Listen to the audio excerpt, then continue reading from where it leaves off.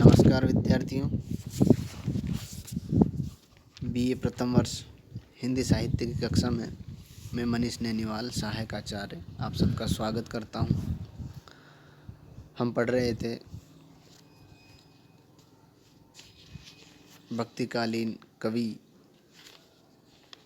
सूरदास के बारे में, और सूरदास अध्याय से हमारा प्रसंग वृंदावन लीला का प्रथम पद मैया होन चरे हों गाई का अध्ययन हमने पूर्व वीडियो में कर लिया है। उससे आगे नवा पद जो स्क्रीन पर दिखाई दे रहा है, इसका अध्ययन हम आज करने जा रहे हैं। आज का पद है मुरली तऊ गोपाल ही भावती, सुनेरी सखी यद्यपि नंद लाल ही नाना भांति नचावती, राखती एक पाई ठाडो करी अति अधिकार जनावती, कोमल तन आज्ञा करवावती, कटी टेढ़ो वे आवती, अति अधीन सुजान कनोड़े गिरधर नार नवावती, आपुन पोड़ी अधर सजा पर कर पल्लव पलुटावती, भ्रकुटी कुटिल नैन नासापुट हम पर कोप करावती, सूर प्रसन्न जानी एको छिन धरते शीस डुलावती। प्रस्तुत पद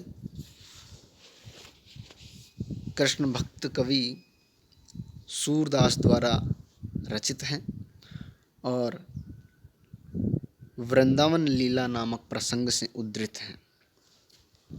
इस पद में कवि ने कृष्ण द्वारा बजाई जाने वाली मुरली की महिमा का वर्णन किया है, क्योंकि कृष्ण को मुरली बहुत ही प्रिय थी और उसे बजाते समय कृष्ण इतने मग्न हो जाते थे कि वह गोपियों तक को भी भूल जाते थे। इसी कारण गोपियाँ उस मुरली से ईर्ष्या करने लगती हैं।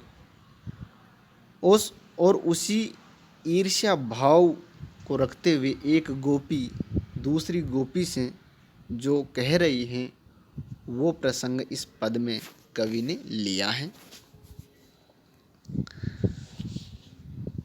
तो प्रसंगानुसार मुरली के प्रति सोतिया डाह से भरकर एक गोपी दूसरी गोपी से कह रही है।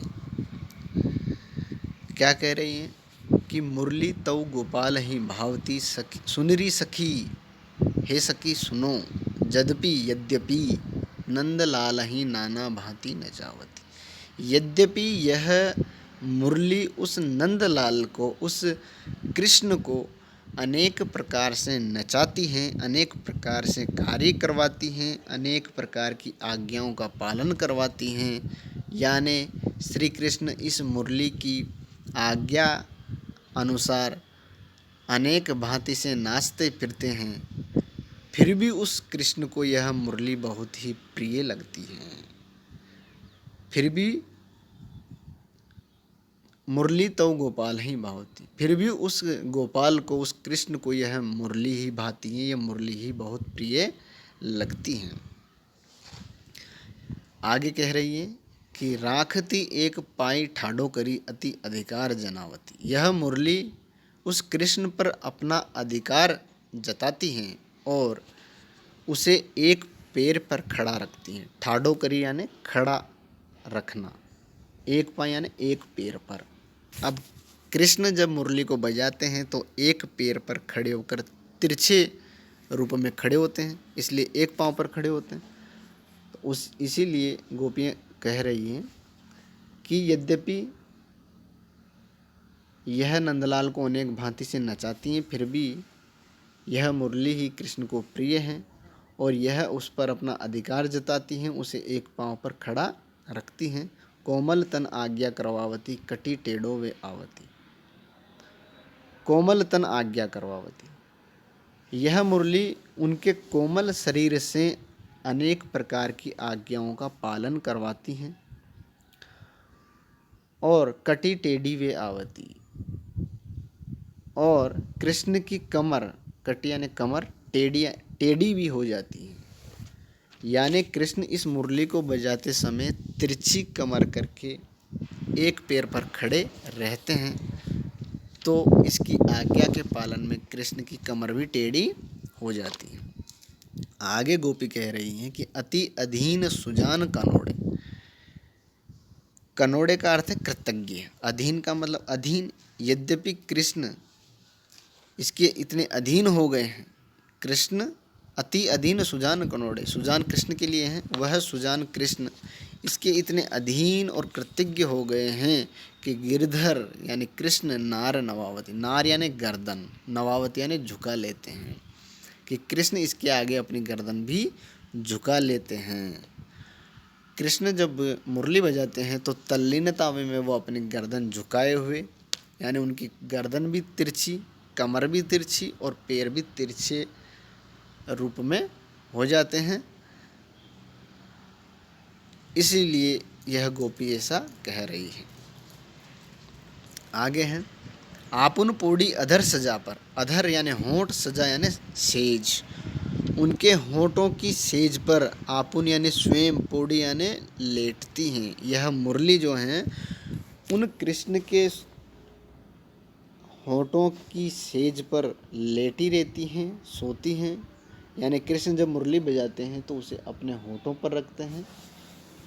इसीलिए ईर्ष्यावश गोपी कह रही हैं कि यह मुरली तो उनकी अधरों की सेज पर सोती हैं और कर पल्लव पलटावती, और उनके कर पल्लव,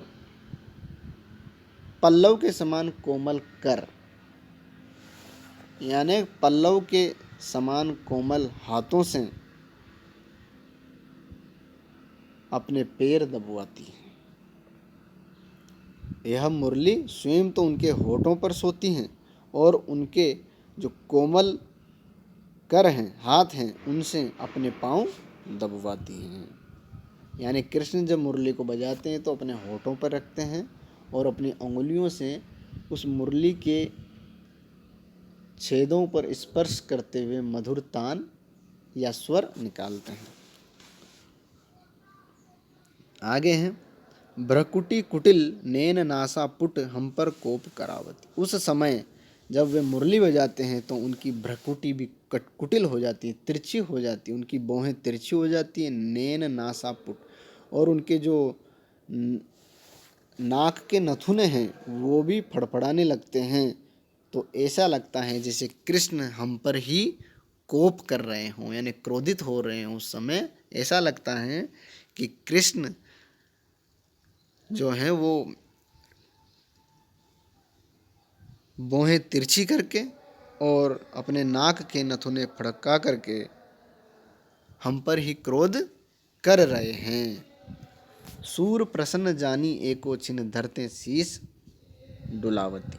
सूरदास जी कह रहे हैं कि गोपी कहती हैं कि कृष्ण को हम पर क्रोध करते हुए देख करके वह मुरली प्रसन्न होती हैं और धरते शीस डुलावती,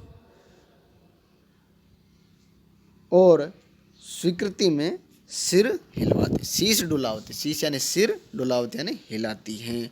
क्योंकि जब कृष्ण मुरली बजाते हैं तो उसकी स्वर लहरी के साथ मग्न होकर के वह अपना सिर हिलाने लगते हैं, सिर हिलाते हैं।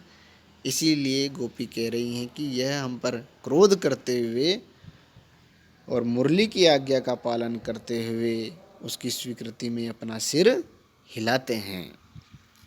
तो यह पूरा जो प्रसंग है यह कृष्ण द्वारा मुरली बजाते हुए जो भाव भंगिमाएँ की जाती हैं उसको लेकर के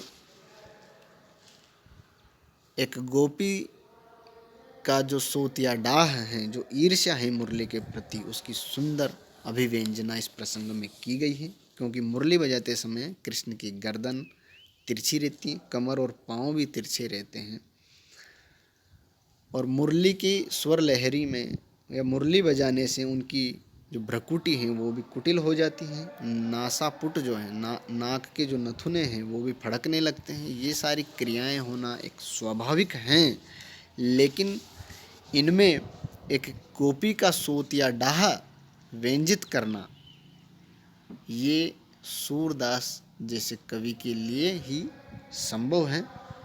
ये बहुत ही सुंदर अभिव्यंजना यहाँ प्रस्तुत की है। प्रस्तुत पद में अनुप्रास, उपमा, रूपक और मानवीकरण अलंकार का सुंदर प्रयोग हुआ है। भाषा ब्रज भाषा है